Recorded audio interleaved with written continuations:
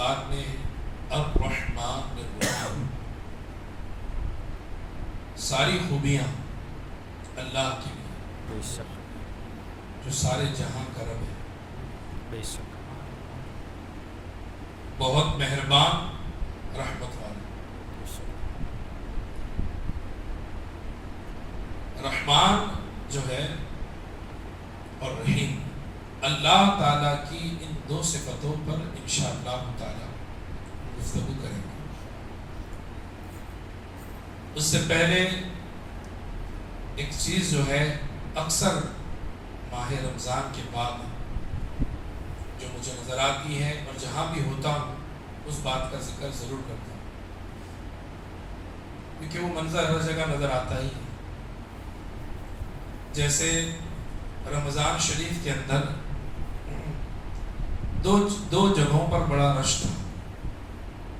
ایک رش تھا، ایک بھیڑ تھی بازاروں میں اور ایک بھیڑ تھی مسجدوں میں۔ دونوں جگہ رش تھا، دونوں جگہ بھیڑ تھی، لیکن دونوں بھیڑ ایک جیسی نہیں، بے شک نہ دونوں جگہ ایک جیسی ہے۔ بے شک حضور کے فرمان کے مطابق زمین میں سب سے مقدس ٹکڑا جو رب کو پسند ہے وہ مسجد ہے، اور سب سے بری جو جگہ ہے وہ بازار ہے۔ میں صرف جو اس کی صورت اور حیت جو ہے وہ بتانا چاہتا ہوں۔ پورے رمضان میں بھیڑ وہاں بھی رہی، بھیڑ یہاں بھی رہی۔ چاند کے بعد کی بات کیا کریں، ہم کہیں کہ میں شب قدر کے بعد، چاند کی بات تو زیادہ ہو جائے، شب قدر کے بعد، شب قدر کے بعد بازاروں کی رونق سلامت رہی۔ آج بھی بازاروں کی رونق سلامت ہے۔ رونق سے مراد بھیڑ، پر اگر کہیں کی رونق کم ہوئی ہے، کہیں کا ماحول بدلا ہے تو وہ ہماری مسجدوں کا، وہ ہماری مسجدوں کا ماحول بدلا ہے۔ وہ کیسا پرنور ماحول اور کیسا بہترین ماحول۔ آپ ماشاءاللہ اذان سے پہلے مسجد میں تشریف لائیں، انتظار کریں کہ کب اذان ہو تب نماز پڑھیں۔ وہ کیا منظر تھا ماشاءاللہ کہ ایک بہترین نورانی قافلہ نماز کے لیے آ رہا ہے اور وہی نورانی قافلہ نماز کے بعد جا رہا ہے۔ تو بڑے بہترین وہ مناظر تھے جو ہر مساجد میں ماہ رمضان میں دیکھے جاتے ہیں، پر جیسے ہی ماہ رمضان نکلتا ہے تو یہ منظر ہماری نگاہوں سے اوجھل ہو جاتا ہے۔ اب اس منظر کی ایک جھلک، اس منظر کی ایک ہلکی سی جھلک ہمیں جمعۃ المبارک میں نظر آتی ہے، اور دوسری ایک جھلک عیدین میں نظر آتی ہے۔ عیدین اور جمعہ، عیدین میں عید الفطر اور عید الاضحیٰ، رمضان عید اور بقرہ عید اور جمعہ۔ اچھا، تینوں نمازوں کی اگر ہم بات کریں تو عید صرف، وہ بھی عید جو ہے وہ فرض بھی نہیں بلکہ واجب ہے۔ واجب کا مقام فرض سے کم ہی ہوتا ہے، فرض کا مقام سب سے بڑا۔ عیدین کی نماز فرض نہیں بلکہ واجب ہے، اور وہ بھی صرف مردوں پر، عورتوں پر نہیں۔ سمجھ رہے؟ عید کی نماز صرف مردوں پر ہے، عورتوں پر نہیں۔ وہ شکرانہ کے طور پر نفل نماز پڑھیں کہ اللہ نے آج عید کا دن عطا فرمایا، وہ الگ بات ہے، پر جو واجب مردوں پر ہے وہ عورتوں پر نہیں۔ جمعۃ المبارک ہم پر فرض ہے، پر یہاں پر بھی عورتیں اس سے مستثنا ہیں۔ عورتوں کے لیے بھی جمعہ نہیں ہے بلکہ وہ ظہر پڑھیں۔ آپ دیکھیں، پر ان میں بھیڑ دیکھیں، جمعہ میں بھیڑ دیکھیں، عیدین میں بھیڑ دیکھیں، یقیناً ہونی چاہیے۔ پر یہ جو 5 وقتہ نماز ہے یہ تو ہر حال میں فرض ہی ہے۔ یہ 5 وقتہ نماز تو ہر حال میں فرض ہی ہے، یہ نہ کبھی سنت ہوگی نہ کبھی واجب ہوگی۔ جب سے فرض ہے تو آج تک فرض ہی ہے، صبح قیامت تک کے فرض ہی ہے۔ ہم نے اپنا ایک ذہنی خاکہ تیار کر رکھا ہے، آج ہر کوئی اپنی اکڑ، اپنی انا پسند ہو چکا ہے۔ لوگ اپنی انا کو سب سے اوپر رکھتے ہیں، میں بس اس کو سب سے اوپر رکھتے ہیں، پھر چاہے ان کے میں اگر اللہ و رسول کے حکم کی مخالفت بھی ہو تو میں کوئی پرواہ نہیں. اپنی انا میں اگر شریعت مصطفیٰ کی اگر خلاف ورزی بھی ہوتی ہو تو اسے کوئی غرض نہیں، کوئی بات نہیں، بس میں. اللہ تبارک و تعالی جو ہے ہر گناہ معاف فرمائے، پر تکبر اللہ کبھی معاف نہیں فرمائے. بلکہ ایک حدیث پاک کا مفہوم عرض کرنے جا رہا ہوں. حدیث قدسی ہے جس میں فرمان رب کا ہے اور اسے بیان کرنے والے پیارے آقا صلی اللہ تعالی علیہ وسلم ہیں.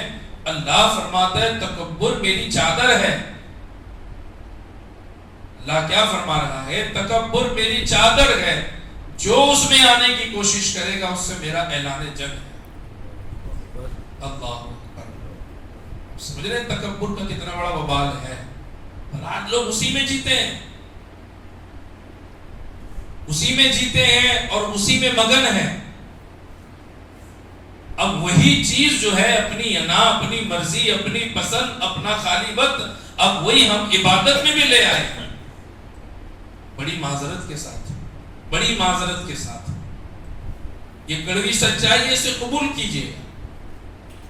یہی انا اور یہی خود پسندی اور یہی پسندیدہ کہ میں اپنی پسند اپنے حساب سے، اپنے ٹائپ سے، اپنے انداز سے، یہی چیز آج ہم لوگوں نے عبادت میں بھی لے آئے ہیں. آپ کیا سمجھتے ہیں؟ بعض لوگ شراب کے بارے میں یہ جانتے ہیں شراب بہت بڑا گناہ ہے. یقیناً بہت بڑا گناہ ہے. اسے ام الشر کہا گیا ہے، اسے ام الشر کہا گیا ہے. ہر برائی کی جڑ، ساری برائیوں کی جڑ شراب. پر کیا نماز جان بوجھ کر چھوڑنا یہ گناہ نہیں؟ سوچیں. جوا اس پر ہوتی ہے، سٹے بازی کہ ہاں بھئی یہ حرام ہے، تو کیا جان بوجھ کر بلا عذر شرعی نماز کو چھوڑ دینا کیا یہ گناہ نہیں؟ 8 دن تک اسی کے زمین پر رہیں، 8 دن تک اسی کی چھت کے نیچے رہیں، 8 دن تک وہی کھلائے، وہی پلائے. ان 8 دن میں مصیبتیں آئے تو وہی ڈالیں. ان 8 دن میں کہیں ہم گر جائے تو وہی ہمیں سنبھلنے کی طاقت دے. اس 8 دن میں اگر کوئی رکا ہوا کام تھا مہینوں سے، ان 8 دن میں وہی کام نکالنے والی ذات اسی کی ہے. 8 دن اس کی نہ مانی، اس نے رزق نہیں روکا. 8 دن اپنی منمانی کی، نہ تو کوئی 5 وقتہ نماز میں سے کوئی نماز پڑھی، نہ کوئی عمل خیر میں حصہ لیا، نہ کوئی اور اچھا بہترین کام کیا جس سے رب راضی ہو، رسول راضی ہو. 8 دن منمانی کی اور ایک ہی دن اس کی بارگاہ میں سر جھکانے کے لیے آیا. کیا رحمان کی یہ بہت بڑی اور رحیم کی یہ بہت بڑی ہمیں تاثیر اور یہ اس کا فیضان نظر نہیں آتا ہے؟ آج میں ہوں یا آپ ہو یا آپ میں سے کوئی بھی ہم جو جاب کرتے ہیں، یہ میری ذمہ داری ہے. 5 وقتہ نماز، آپ کی اصلاح، دیگر جو دینی کام ہے وہ میری ذمہ داری ہے. چند دن میں اپنی مرضی سے چلا جاؤں تو کیا یہ میرا جانا غیر ذمہ دارانہ نہیں؟ بتائیں. بغیر کہے میں چلا جاؤں، ٹرسٹیان کے پاس میں مجھے جواب دیں ہوں گے کہ آپ بتائیں. اس طریقے سے ذمہ داری ہے. جب ذمہ داری قبول کی ہے تو اسے پورا کرنا پڑے گا. آپ سمجھ رہے ہیں؟ ذمہ داری قبول کی ہے تو اسے پورا کرنا ہوگا. اگر میں ایسا کروں، خلاف ورزی میں کروں، اپنی ذمہ داری کے خلاف کروں، یہ تو غلط ہے. اب اسی چیز کو آپ اپنے اوپر اپلائی کیجیے. اب جہاں بھی جاب کر رہے ہیں، ایک غلطی چھوڑی جاتی ہے، کہیں بھی تو ایک بھی نہیں چھوڑی جاتی، کہیں پہ 2، کہیں پہ 3 ایسی چھوڑی جاتی ہے، پر اس کے بعد میں پھر ایکشن لیا جاتا ہے. ہوتا ہی نہیں ہوتا؟ ہر جاب والے کے ساتھ ایسا ہوتا ہے. بھئی آپ ذمہ داری پوری کرو گے تو کوئی کیا کہے گا، اور بھیا آپ اگر ذمہ داری پوری نہ کرو تو گونگے بھی بولتے ہیں. کیونکہ ظاہر سی بات ہے آپ نے جب موقع دیا گئے تو گونگے بھی بولیں گے, کسی کی بھی بات نہیں. دنیا کے اندر اس ماحول کو ہر کوئی ایکسپٹ کرے گا, ہر کوئی تسلیم کرے گا. بھئی آپ نے ذمہ داری لی, اسے پوری نہ کری, ایک بار دو بار ہوگا, باقی تیسری بار تو آپ پر ایکشن لیں گے, سزا کا فیصلہ ہوگا, جاب سے ہٹانے کا فیصلہ ہوگا, وغیرہ وغیرہ. یہ ساری باتوں کو آپ میں سے کوئی ایسا نہیں ہے جو کہے کہ مولانا یہ بات غلط ہے. آپ سب اس بات کو ایکسپٹ کریں گے, مانیں گے. پر میں یہ کہتا ہوں کہ کبھی ہم اس چیز پر ہمارا ذہن نہیں جاتا. ہم نے عبادت کے بارے میں ٹھان لیا ہے ہفتے میں ایک ہی دن پڑھیں گے, وہ بھی صرف 2 ہی پڑھیں گے. مولانا چلا چلا کے مر جائے تب بھی ہمارے کوئی لینا دینا. صحیح کہنا, پڑھیں گے تو صرف رمضان میں, بس 11 مہینے کوئی نہیں بولنے گا, اپنے نہیں پڑھیں گے 11 مہینے. کیا یہ اپنی پسندیدہ کی عبادت نہیں؟ کیا یہ اپنے مزاج کے حساب سے عبادت نہیں؟ کیا یہ اپنے مزاج کے حساب سے عبادت نہیں؟ ہم ہفتے ہفتے حتیٰ کہ مہینوں گزار دیتے ہیں, مہینوں نہیں پڑھیں گے, نہیں پڑھتے, نہیں پڑھیں گے, نہیں پڑھتے ہیں. پر آپ مجھے بتائیے کہ اس نے اپنی زمین سے کبھی نکالنے کا حکم دیا ہو؟ آپ بتائیں, اس کا چھت ہم پر سایہ کیا ہوا ہوتا ہی ہے, اس کی زمین پر رہ ہی رہے ہیں. اس کی قدرت ہے, ہوا کے بنا نہیں جی سکتے. ہوا بھی برابر وقت پر چلاتا ہے, وقت پر سورج نکال رہا ہے, وقت پر چاند نکال رہا ہے, وقت پر دن ہو رہا ہے, وقت پر رات ہو رہی ہے. اگر وہ اپنی اس پیدا کی ہوئی مخلوق کے اندر اگر وہ جو چاہے اپنے حساب سے اگر تصرف کرنا چاہے, اگر وہ چاہے کہ صرف دن ہو رات نہ ہو, تو ہمارے آرام کا کیا؟ اگر وہ چاہے کہ صرف رات ہو دن نہ ہو تو ہمارے کاروبار کا کیا؟ اگر وہ چاہے کہ سب ہو, ہوائیں بند کر دیں, کچھ پل کے لیے ہوتا ہی ہوتا ہے, ہوائیں بند ہو جاتی ہے, انسان گھبرانا شروع کر دیتا ہے. ہر چیز پر کنٹرول اللہ سبحانہ و تعالیٰ کا ہے, ہر چیز پر قدرت اللہ تبارک و تعالیٰ کی ہے. وہ دم میں چاہے جو چاہے وہ کر دے, وہ چاہے تو سب کے لیے الگ آپ کے لیے الگ کر دے, وہ اگر چاہے تو سب کے لیے دن ہو آپ کے اکیلے کے لیے رات کر دے. کیا اس کی قدرت سے کچھ بعید ہے؟ نہیں بعید ہے. اتنی ساری طاقت و قوت, سارا پاور اس کے پاس, پھر بھی ہماری منمانی کی عبادت پر وہ ہماری گرفت نہیں کرتا. اگر وہ بھی اپنی قدرت کاملہ سے اگر یہ کر دے تو بڑی ذمہ داری سے عرض کر رہا ہوں, اگر اللہ ہمارا حساب لینا دنیا میں شروع کر دے تو یہ اس کا ظلم نہیں بلکہ یہ اس کا انصاف ہوگا, یہ اس کا انصاف ہوگا. اگر وہ ہمارا دنیا ہی میں حساب لے لے, کون ہے اسے جو کہیں وہ قادر و قیوم پروردگار. عبادتوں کے معاملے میں اپنی منمانی ہم کریں تو کبھی یہ سوچا ہے کہ اگر اللہ تبارک و تعالی کچھ ایسا کر دیں, کچھ ایسا کر دیں کہ اپنی رحمتیں برسانے کے وقت اللہ بدل دیں, کچھ دیر کے لیے رحمتیں ہو, کچھ دیر کے لیے رحمتیں نہ ہو, وہ حکم دے دے آسمان پھٹ جائے, وہ حکم دے زمین پھٹ جائے, کیا کچھ نہیں ہو سکتا؟ پر ایسا ہوتا ہے نہیں ہوتا. ایک زمانے سے منمانی کی عبادت ہم کرتے آ رہے ہیں, ایک زمانے سے, اور وہ پھر بھی کھلاتا ہے, وہ پھر بھی پلاتا ہے. ہماری مشکلیں آسان وہی کرتا ہے, ہمارے دن کی خرابیاں وہی بہتر فرماتا ہے, ہمارے زندگی کے مسائل وہی بہتر کرتا ہے, اس کے سوا کوئی نہیں کرتا. حساب بھی نہیں لیتا. ہم نیکی کا ارادہ کریں, بعد میں اس پر عمل کریں. ارادہ کر لے تو ثواب عطا کرتا ہے, ارادہ کر لے, نیت کر لے تو ثواب ملتا ہے. اچھا, کوئی اگر اس کی طرف آئے, اللہ کی طرف اگر رجوع کرے, اللہ کی طرف اپنے آپ کو بڑھائے اگر, یا اس کی بارگاہ میں آئے, جھکے, اسے پکارے اگر, تو اللہ سبحانہ و تعالی جو ہے اس کی رحمت کو کتنا پیار آتا ہے. حضور صلی اللہ تعالی علیہ وسلم نے ایک مثال کے ذریعے ارشاد, حضور علیہ السلام فرماتے ایک شخص اپنے سفر پہ نکلا ہو، جس پر سواری کر رہا ہے وہ، اور جو بھی زیادہ راہ سفر کی جو چیزیں ضرورت کی چیزیں ہیں وہ یہ ہو، اور کسی جگہ وہ بیٹھے سفر میں، آنکھ لگ جائے، آنکھ لگنے کے بعد جو زیادہ راہ تھا وہ بھی گیا، سواری بھی چلی گئی، ریگستان چٹیل میدان کے اندر وہ ہے، کیا کرے گا؟ کتنی تکلیف ہوگی؟ سفر گزارنے کا طریقہ وہی تھا، سفر کاٹنے کا ذریعہ وہی تھا، ضرورت کے سامان وہی تھے، ایک دم سب چلے گئے، ختم ہو گئے۔ تھک ہار کے وہ کسی جگہ جا کر پھر بیٹھا، تھک ہار کے کہ اب کیا کریں، بیٹھ کے تھوڑی دیر کے بعد یہ معاملات ہوئے۔ محمد جلال صحیح سے بیٹھو بیٹا، اے تنویر صحیح سے بیٹھو،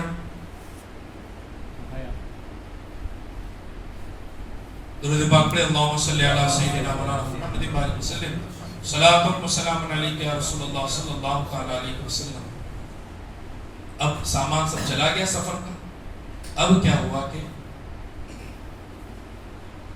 کہیں وہ لیٹا، بیٹھا، تھک کے اب کیا کریں؟ پھر آنکھ لگی، پہلے آنکھ لگی تھی تو سامان چلا گیا، اب آنکھ لگی تو جیسی آنکھ کھولا تو دیکھا کہ جو سامان چلا گیا تھا وہ سامنے موجود ہے۔ سبحان اللہ۔ جو سامان چلا گیا تھا، سواری بھی چلی گئی تھی اور جو سامان بھی چلا گیا تھا وہ یکایک وہیں موجود۔ تو حضور علیہ السلام ارشاد فرماتے ذرا بتاؤ اس کو کتنی خوشی ہوگی، اسے کتنی خوشی ہوگی؟ صحابہ نے فرمایا یا رسول اللہ اسے تو بے حد خوشی ہوگی، بے حد خوشی ہوگی۔ حضور فرماتے ہیں جب بندہ رب کی بارگاہ میں رجوع کرتا ہے، اپنے گناہوں کی معافی مانگتا ہے، جب اپنے مسائل کے لیے جب رب کی بارگاہ میں آتا ہے تو اس سے کئی گنا زیادہ اللہ کی رحمت کو اس بندے پر پیار آتا ہے۔ سبحان اللہ، سبحان اللہ۔ اس سے کئی گنا زیادہ اللہ کو اس بندے پر بڑا پیار آتا ہے جو اس کی طرف آیا ہے۔ ہم اسے پکاریں، بھلے ہی پورا وجود گناہوں میں ڈوبا ہوا ہے، تب بھی ہمارے پکارنے، ہماری صدا اسے بھائے، اسے پسند آئے، ہمارا اسے بار بار پکارنا اسے اس کی رحمت کے نزول کا ذریعہ بنتا ہے۔ ہم کسی انسان کو ایک بار کام بولے، دو بار بولے، تین بار بولے، چار بار، وہ بھی نمبر بلاک، چوتھی بار وہ بھی ہمیں دیکھ کے راستہ کاٹ لے، چوتھی بار وہ بھی درگزر کر دے، بار بار ہوتا ہے نہیں ہوتا؟ اب بولو، ہوتا ہی نہیں ہوتا ایسا؟ پر وہ خدا ہے، وہ رب ہے، وہ ہمارا خالق ہے، اس نے ہمیں پیدا کیا، وہ ہمارا مالک ہے۔ حضور فرماتے ہیں بندہ اپنے رب کو جتنا پکارے اللہ کی رحمت کو بندے پر اتنا ہی پیار آتا ہے، اتنا ہی اللہ کو پیار آتا ہے۔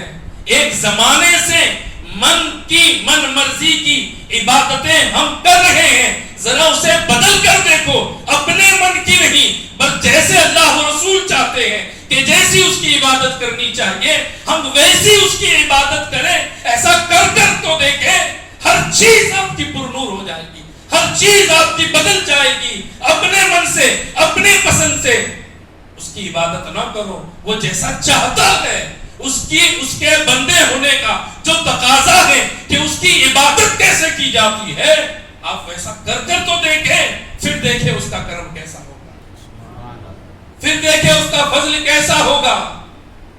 تکبر، گھمنڈ، یہ کبھی اللہ کی بارگاہ میں یہ چیزیں کبھی پسند نہیں۔ اس لیے علماء نے فرمایا جب رب کی بارگاہ میں آؤ، اس کے گھر میں آؤ تو یہ سوچ رکھو میرے خالق و مالک، میرے بادشاہوں کے بادشاہ، سب سے بڑا پروردگار، اس کی بارگاہ میں آیا ہوں۔ اس انداز سے آؤ، ایسا انداز بناؤ بادشاہ کے دربار میں فقیر آیا، سمجھ رہے؟ بادشاہ کے دربار میں فقیر آیا ہے، اس طریقے سے رب کی بارگاہ میں آؤ، اس طرح سے اس کے دربار میں بیٹھو، اس انداز سے اس کے گھر کا ادب و احترام کرو۔ تکبر کرنے والوں کو تو دنیا بھی لات مار دی، تکبر اور گھمنڈ کرنے کرنے والے کو آج نہیں تو کل نہیں تو پرسوں کبھی نہ کبھی وقت آتا ہے اسے بھی لات ماری جاتی ہے. دنیا کرنے والوں کو ہمیشہ مارتی ہے. آج نہیں تو کل وقت سب کا آتا ہے. سمجھ رہے وقت سب کا آتا ہے. پر ایک بات یاد رکھیں کہ ہم اس کی بارگاہ میں جھکیں, ہم اس کی بارگاہ میں آئیں, اس سے مدد طلب کریں, اس سے بخشش طلب کریں, اس سے مغفرت طلب کریں. یہ سب جو ہے اوقات ہمارے پاس آج ہے. یہ سارے لمحات آج ہمارے پاس میں ہیں کہ ہم عبادت اس کی مرضی کے مطابق کریں. حضور صلی اللہ تعالی علیہ وسلم رات بھر قیام کرتے, رات بھر.